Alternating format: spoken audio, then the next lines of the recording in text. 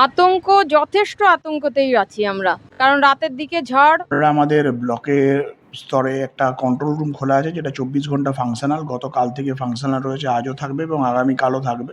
আশা করি কোনো অসুবিধা হবে না, ভালোভাবে মোকাবেলা করতে পারবো। আজ রাত 11টার পরে বিধ্বংসী রেমিলা 135 কিলোমিটার গতিবেগ নিয়ে আমাদের এদিকে ধেয়ে আসার কথা।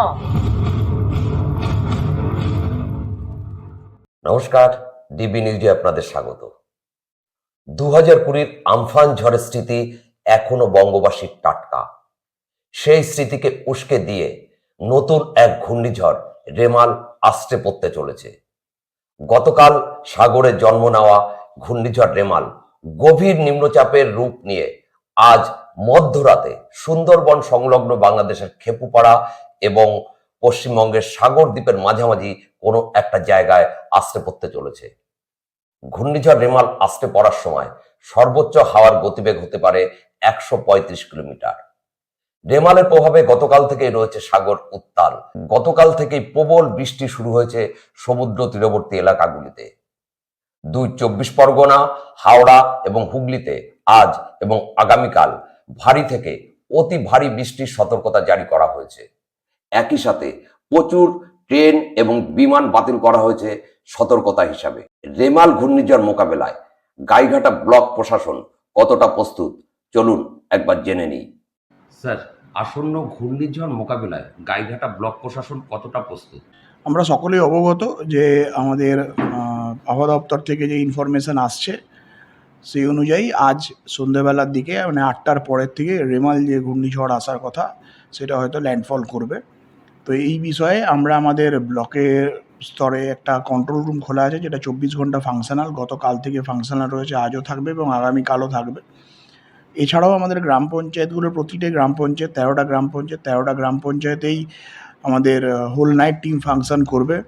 তার সঙ্গে আমাদের এখানে গাছ কাটার দরকার হতে পারে বলে সেইভাবে আমাদের নিজেদের হাতে 4টে টিম আছে এবং প্রত্যেকটি গ্রাম পঞ্চায়েতকে আমরা একটা করে টিম রাখতে বলেছি। যদি কোনো জায়গায় রাস্তা ব্লকেড হয় গাছ পড়ে গিয়ে, তাহলে সেটাকে দ্রুত সরাবার বন্দোবস্ত করার জন্য। এছাড়াও আমাদের হাতে জেসিবি রাখা আছে। আর তাছাড়া ইলেকট্রিসিটি ডিপার্টমেন্ট WBSEDCL-এর সঙ্গেও কথা হয়েছে, তারাও তাদের 24 ঘন্টায় টিম রেখেছে এবং হেলথ টিম বিএমওই সাহেবের নেতৃত্বে তারাও রেখেছে। এবং আমাদের যে সমস্ত গর্ভবতী মায়েরা এক্সপেক্টেড ডেলিভারি ডেট আমাদের উইদিন নেক্সট উইক আছে, তাদের সকলকে আশা দিদিদের মাধ্যমে বিএমওই সাহেবের তরফ থেকে অ্যালার্ট করা হয়েছে এবং কোনো রকম অসুবিধা হলে সেখানে হেলথের টিম পৌঁছাবে।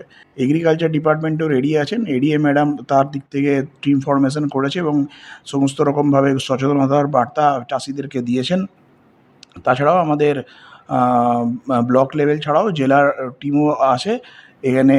যেটাই সমস্যা হবে আমরা আশা করি কোনো অসুবিধা হবে না, ভালোভাবে মোকাবেলা করতে পারবো। আরও একটা কথা বলে রাখতে চাই, আমাদের এখানে যে সমস্ত ব্যক্তিদের মাটির বাড়ি রয়েছে, যে সমস্ত পরিবারের, তাদের জন্য আমরা আমাদের প্রত্যেকটা হাই স্কুল এবং প্রাইমারি স্কুল যেটা সুটেবল সবগুলোরই চাবি আমাদের কাছে রয়েছে। গ্রাম পঞ্চায়েতের সঙ্গে যোগাযোগ করলেই তারা সেখানে খুলে দেবে এবং সেখানে আজকে রাতটা থাকার জন্য আমরা তাদেরকে অনুরোধ করেছি গ্রাম পঞ্চায়েতের মাধ্যমে।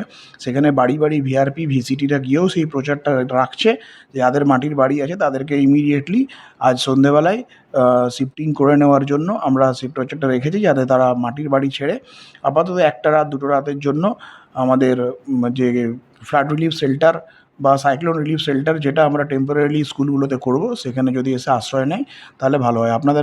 আপনাদের নিউজ চ্যানেলের মাধ্যমে এই বার্তাটা আমি দিতে চাইবো যে দয়া করে আপনারা আজকের রাতটা যদি আমাদের এই টেম্পোরারি ফ্লাড রিলিফ শেল্টার বা সাইক্লোন রিলিফ শেল্টার, যেটা আমরা স্কুলগুলোয় করছি, সেখানে যদি চলে আসেন তাহলে খুব ভালো হয়।